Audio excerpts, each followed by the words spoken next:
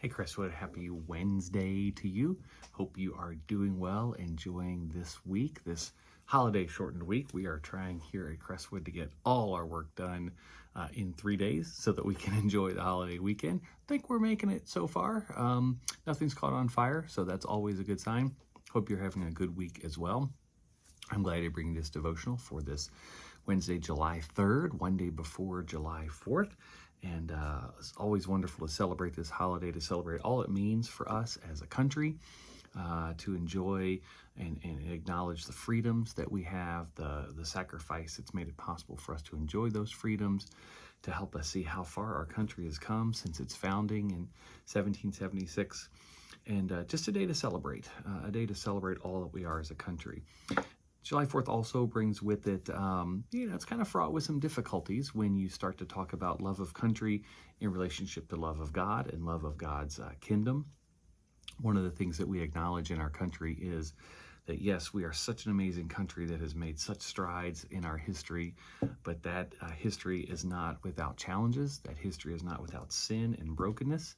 And I think part of acknowledging this holiday is recognizing all that we are as a country, all the good things that make us a country, all the challenges we face as a country, and how God always calls us to something greater, something better, something more fulfilling than what we have personally, what we have as a community, what we have as a church, and what we have as a country.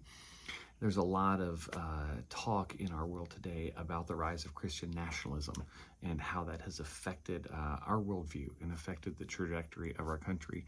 Christian nationalism is just sort of a cultural framework which seeks to sort of organize civic life in a country around a certain understanding of Christianity.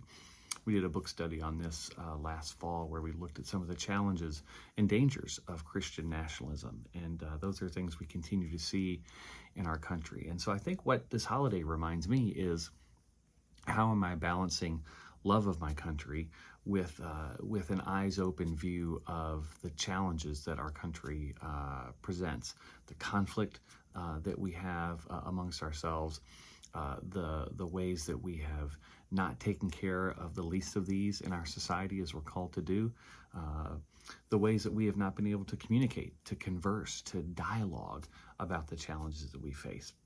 There's a lot of fear in our country right now about what this election year is going to hold for us.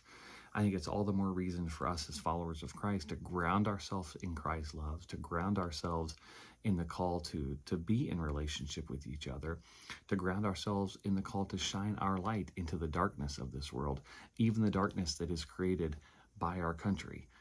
We have to be willing to name those challenges. And so I'm very mindful of that going into this July 4th. I'm mindful of all the ways that our love of country, which is our patriotism, is something to be celebrated, something to be waved like a red, white, and blue flag, but also how easy that patriotism can slip into nationalism and how that seems to have happened so easily in our country today.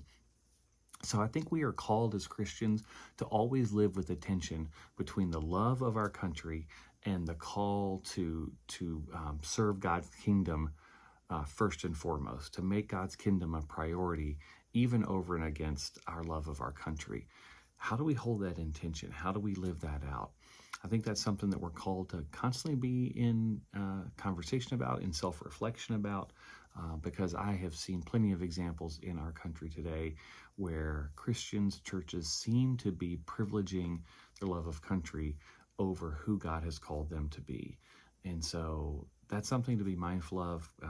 Christ calls us to love our neighbors as ourselves, calls us to take care of the poor among us, to do the things that are representative of the gospel and God's love for everyone. And I think sometimes that gets lost in people's desire to assert their way of believing and to tie their way of believing, to intertwine that with their love of the country and how the country is governed, how the country's laws are implemented, those sorts of things. I know this is a slippery slope. I know this is a minefield, but it's something I think we are called to continue to talk about, to continue to think about, to continue to pray about.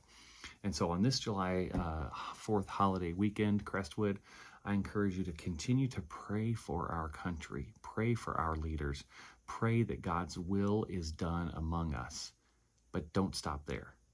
then walk out the door and live that out in your world.